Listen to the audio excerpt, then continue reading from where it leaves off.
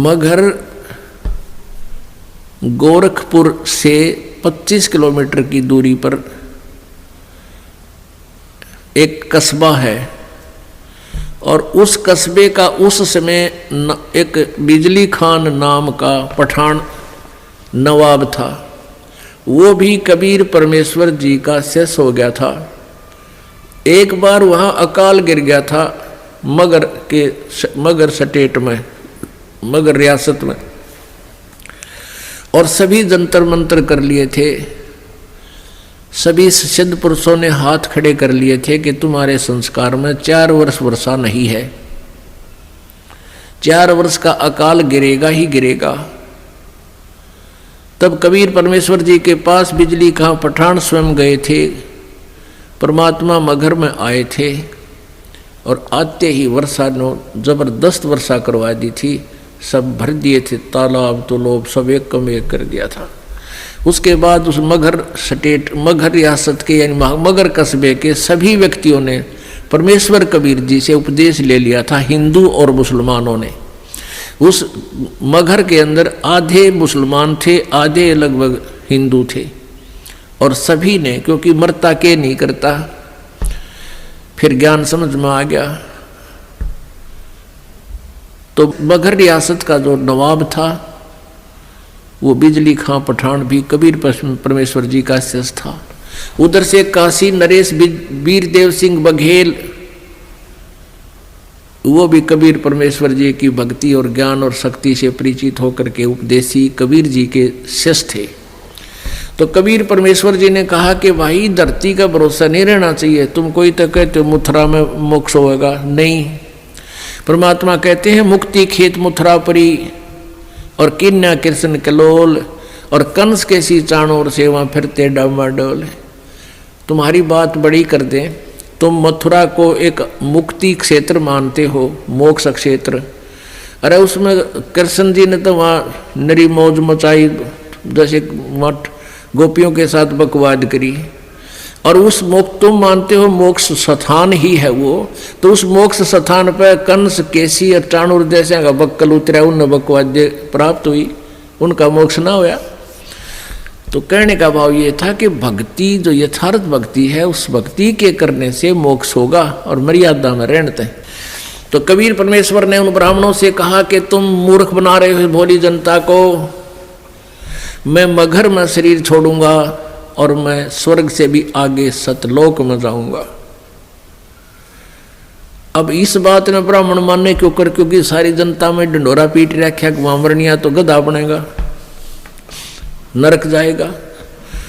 तो परमात्मा वहां से चल पड़े। 120 वर्ष की का शरीर था कबीर परमेश्वर जी, दिखा रहे थे अपना। वैसे उनका शरीर की कोई आयु नहीं है, परमात्मा की कोई आयु नहीं होती। उन्होंने एक लीला में शरीर दिखाया था, एक जनसाधारण की तरह एक जीवन जीकर अपने हाथों से कर्म करके अपना निर्वाह करके दिखाते हैं, एक लीला करते हैं। वो प्रत्येक युग में आते हैं। 120 वर्ष की आयु शरीर की दिखा रहे, ऐसे महसूस हो रही थी, और काशी से पैदल चल पड़े। उनके साथ वीरदेव सिंह बघेल काशी नरेश भी अपनी सेना लेकर चल पड़ा, और काशी के बहुत से व्यक्ति दर्शनार्थ चल पड़े। और काशी के वो विद्वान पंडित मंडलेश्वर भी अपने पोथी बही लेकर के चल पड़े, पत्रे वत्रे और ज्योतिष जातस सारी शोधन खातर वो भी चल पड़े। वीरदेव सिंह बघेल सेना इसलिए लेकर चला था कि मैं गुरुदेव जी के शरीर को यहाँ लाऊंगा जब ये शरीर छोड़ देंगे, और हिंदू रीति से इनका अंतिम संस्कार करेंगे। हम मुसलमानों के हाथ अपने गुरु जी के शव को नहीं जाने देंगे। अब बिजली खां पठान मुसलमान को जब ये पता चला कि गुरुदेव यहाँ आ रहे हैं और काफी व्यक्ति भी दर्शनार्थ आ रहे हैं और गुरुजी यहाँ पर अपना जीवन लीला अंत करेंगे, और वीरदेव सिंह काशी नरेश हिंदू के इरादे से भी परिचित हुए कि वो शरीर को लेकर जाएंगे। तो बिजली खां पठान ने भी अपने मुसलमानों से सलाह की, तो मुसलमानों ने कहा कि हम अपने गुरुदेव के, अपने पीर के शरीर को हिंदुओं को नहीं देंगे, हम मुसलमान रीति से अंतिम संस्कार करेंगे, और यदि ये नहीं मानेंगे तो आपस में युद्ध भी करके प्राप्त करेंगे। जब परमेश्वर कबीर जी वहां पहुंचे तीसरे दिन पैदल चल के, क्योंकि बनारस से, काशी से मगहर लगभग 200 किलोमीटर के आसपास है। तो बिजली खां पठान से ने प्रणाम किया, कहा गुरुदेव, परमात्मा ने अपना कारण बताया वहां पहुंचने का, और कहा कि बिजली खां मैं स्नान करूंगा, पानी की व्यवस्था, जल की व्यवस्था करो। बिजली खां पठान ने कहा गुरुदेव जल ला रखा आपके लिए, शुद्ध जल स्नान के लिए। परमेश्वर ने कहा कि कबीर जी ने कहा कि मैं बहते पानी में, दरिया में स्नान करूंगा। अब बिजली खां पठान ने कहा कि यहाँ एक दरिया बहती थी, आमी नदी, लेकिन वो भगवान शंकर ने श्राप दे रखा है, उसका पानी खत्म हो गया, वह सूखी पड़ी है। परमेश्वर जी ने कहा कि चलो दिखाओ मुझे कहाँ है वो आमी नदी। जहाँ परमेश्वर खड़े थे वहाँ थोड़ी सी दूरी पर, 2-3 एकड़ के दूरी पर, 600 फुट की दूरी पर वो दरिया सूखी पड़ी थी। परमात्मा ने वहाँ खड़ा होकर साथ में हजारों की संख्या में दर्शक, और परमेश्वर ने ऐसे किया था हाथ से संकेत, जैसे ये ट्रैफिक का सिपाही करा करे, ऐसे कर दिया।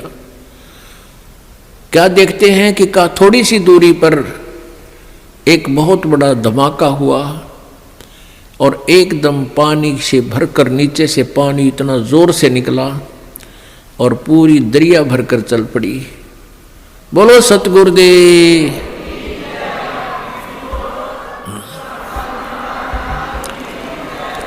बंदी छोड़ कबीर परमेश्वर जी की जय।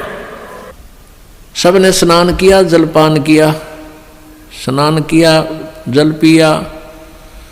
फिर परमेश्वर जी ने कहा कि भाई 1-2 चद्दर लाओ, एक नीचे बिछाऊंगा, एक ऊपर ओढ़ कर लेटूंगा। फिर परमेश्वर ने पूछा कि भाई बिजली खां पठान तुम सेना किस लिए लाए हो, वीरदेव सिंह बघेल तुम सेना किस लिए लाए हो। दोनों ने नीचे गर्दन कर ली, आज सामने सामने खड़े थे। दूसरे हिंदू और मुसलमान कहने लगे, हिंदू कहने लगे कि हम आप जी के शरीर को इन मुसलमान काफरों के हाथ नहीं लगने देंगे, हम आपके शरीर का अंतिम संस्कार हिंदू रीति से करेंगे। मुसलमान कहने लगे हम इन हिंदू काफरों के हाथ आपका शरीर नहीं लगने देंगे, हम आपके शरीर का अंतिम संस्कार अपने हिसाब से करेंगे, और यदि ऐसा नहीं हुआ तो हम युद्ध करके शरीर प्राप्त करेंगे। अब परमेश्वर ने कहा रे बोले आदमियों, निकम्यों, 120 वर्ष हो गए मैंने तुम्हें शिक्षा देते ने, आज तक तुम मेरे शिक्षाओं का इतना ही पालन कर पाए हो। आज भी तुम हिंदू और मुसलमान 2 बने खड़े हो। खबरदार जो तुमने झगड़ा किया तो मेरे से बुरा नहीं होगा। और सुन लो, इसके अंदर मेरा शरीर नहीं मिलेगा तुम्हें, लेकिन यह इज्जत ना की उनके। फिर भी अगर तुमने झगड़ा नहीं करना है, एक चदर तुम ले लेना, एक मुसलमान ले लेंगे, एक हिंदू ले लेंगे, और चदरों के बीच में जो भी वस्तु मिले आधी आधी बांट लेना। तुम लड़ियो ना भाई, ना तो विनाश हो जाएगा, गृह युद्ध शुरू हो जाएगा, आपसी जुल्म हो जाएगा, महाभारत से भयंकर युद्ध हो जाएगा। लेकिन उनके मन में न्यू थी कि एक बार गुरुजी शरीर छोड़ दे, फिर तुम आप देख लेंगे। हाँ, फिर हम न मानना किससे कि नहीं, अपने हिसाब तक कराएंगे हम। अब परमात्मा ने ऐसा ही किया, शरीर तो उनका साथ ही गया था, छोड़ा नहीं था। लेकिन क्या हुआ, जितने सबके समान था, सब जैसे चादर ओढ़ी थी ऊपर के, और शरीर के ओढ़ा हुआ जैसे महसूस होता, इतने ही शरीर के आकार के फूल बन गए, सुगंधित फूल। और परमात्मा आकाश में जाकर आकाशवाणी की कि भी देख लो ब्राह्मणों, देखो मैं जा रहा हूं सतलोक को। जब आकाश में देखा तो परमात्मा का नूरी शरीर तेजों में शरीर हो गया और ऊपर आकाश को जा रहे हैं और ये आकाशवाणी करते जा रहे हैं और कहते हैं उठा लो पर्दा, इसमें नहीं है मुर्दा। चद्दर उठा के देखा, उसमें सुगंधित फूल पाए। हिंदू और मुसलमान कहाँ तो कत्लेआम करने को तैयार थे एक दूसरे के। बिजली खां पठान और वीर देव सिंह बघेल हिंदू राजा आपस में एक दूसरे की ऐसे प्यार से शरीर के ऐसे एक दूसरे से चिपक गए, सीने से सीने का लगाया। आपस में सब हिंदू मुसलमान एक दूसरे से सीने से लगकर ऐसे रो रहे हैं जैसे छोटे छोटे बच्चों की माँ मर जाती है, पिता मर जाता है, और रो रहे हैं और कह रहे हैं हम कति मूर्ख थे, हमने पहचाना नहीं, वो अल्लाह थे, खुदा थे, वो परमात्मा आए हुए थे। अपने आत्माओं, हमने परमेश्वर को पहचाना नहीं, इतनी लीलाएं प्रभु करके गए। आज भी मगर स्थान पर हिंदुओं ने अपनी अलग से यादगार बना रखी है, एक चद्दर और आधे वो सुगंधित फूल लेकर, और मुसलमानों ने अपनी अलग बना रखी है, एक चद्दर और आधे फूल लेकर। आज भी ये दास उसको, आज भी विद्वान है ये दास, बहुत बार उसको देख कर आया है और हमने वो फोटो खींच कर लाए थे उनके। दोनों अलग अलग बने हुए हैं। 3 बार ये दास भी संगत को साथ ले जाकर दिखा कर लाए, प्रमाण करने के लिए कि हम सुना करते हैं वो सच्चाई है।